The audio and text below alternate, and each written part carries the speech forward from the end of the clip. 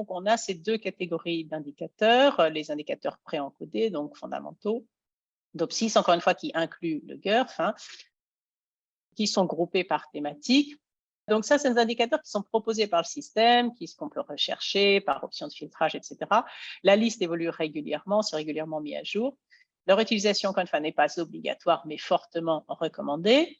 Et puis, on a les indicateurs personnalisés, qui sont des indicateurs en texte libre, qui peuvent, bien sûr, qui vont vous servir pour votre intervention ou votre document d'action, mais qui ne peuvent pas être agrégés et utilisés pour les rapports institutionnels, donc ils sont un peu perdus, par contre, au niveau institutionnel.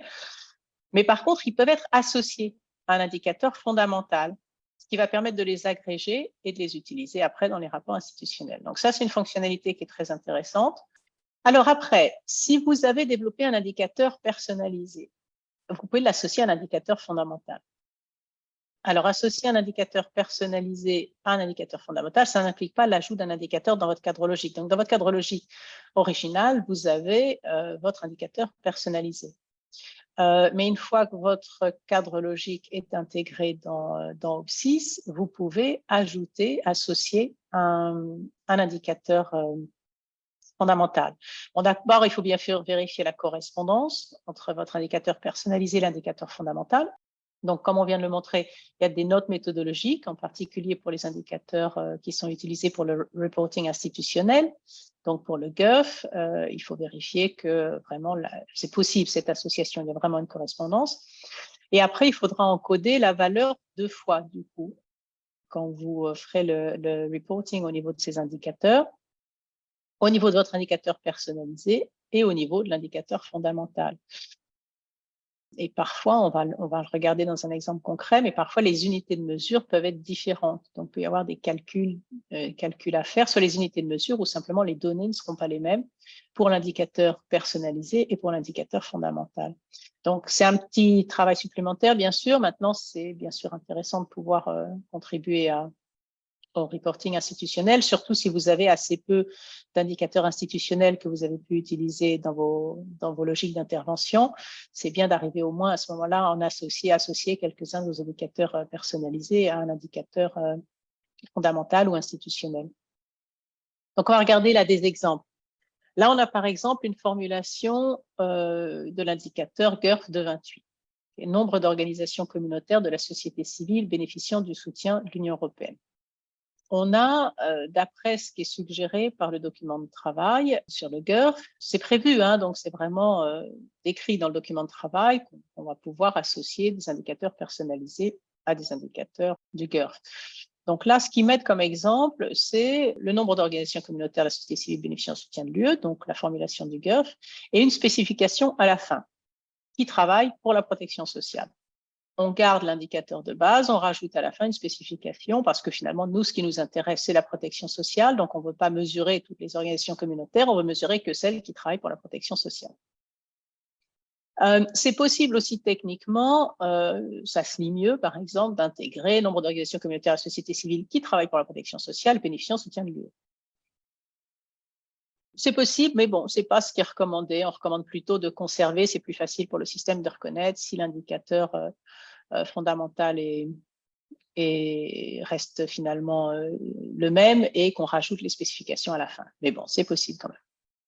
Alors là, dans notre troisième exemple, on a un nombre d'organisations communautaires de la société civile, mais finalement, nous, on ne s'intéresse pas seulement aux organisations communautaires, on s'intéresse aussi à des organisations plus larges qui peuvent bénéficier du soutien de l'UE et qui travaillent dans la protection sociale, sur la protection sociale qui nous intéresse, mais pas spécifiquement les organisations communautaires. Donc là, on va pouvoir aussi associer cet indicateur personnalisé, mais là, la valeur encodée sera différente. La valeur intégrée dans notre cadre logique et la valeur qui va être rapportée pour l'indicateur institutionnel va être différente.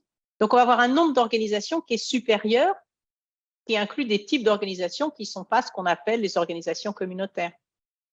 Donc, dans ce cas-là, il va falloir qu'on insère, nous, une désagrégation, donc qu'on mesure les nombres d'organisations de façon générale, et puis qu'on ait quand même une petite désagrégation de notre indicateur spécifique pour les organisations communautaires.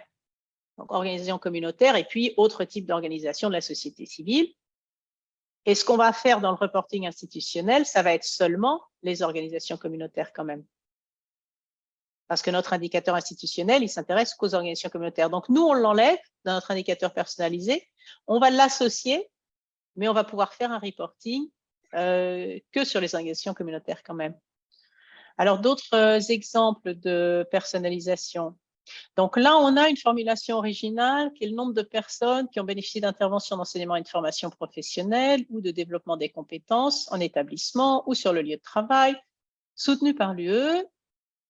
Et on a un petit b, puisque donc on n'a pris qu'une partie, il a l'air long, cet indicateur, et pourtant on a pris que la partie b, donc le GURF de 14b, donc uniquement le FP, donc enseignement formation professionnelle et développement des compétences pour la numérisation.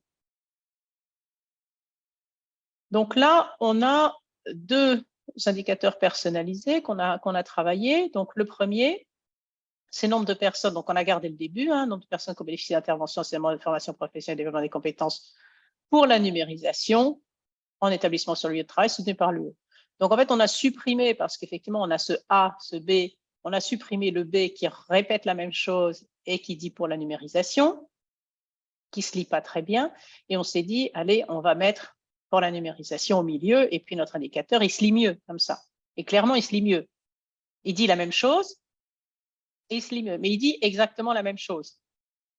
Donc en fait, dans ces cas-là, c'est quand même plus simple de garder l'indicateur original et vous utilisez juste l'indicateur GURF. Alors que là, si vous faites un indicateur personnalisé, encore une fois, il va y avoir la nécessité de faire ce double encodage qui est quand même un peu pénible, d'associer votre indicateur personnalisé à l'indicateur institutionnel, alors que si vous gardez la formulation d'origine, qui n'est pas très jolie, qui est un peu lourde, on est d'accord, mais qui dit exactement la même chose, et ben vous utilisez simplement un indicateur GURF. Et après, l'indicateur personnalisé 2. Donc là, on a par exemple nombre de personnes. Donc formellement, on a l'impression qu'on respecte ce qui est conseillé dans le document de travail. Donc on a gardé la même formulation au début de notre indicateur GURF, exactement la même. Et on a rajouté trouvant du travail dans le secteur technologique ou dans une start-up numérique dans les 12 mois suivant la fin de l'intervention. Parce que finalement, c'est ça, nous, qui nous intéresse. Ce n'est pas seulement les personnes qui ont bénéficié de l'intervention, mais c'est celles qui ont trouvé du travail dans le secteur technologique.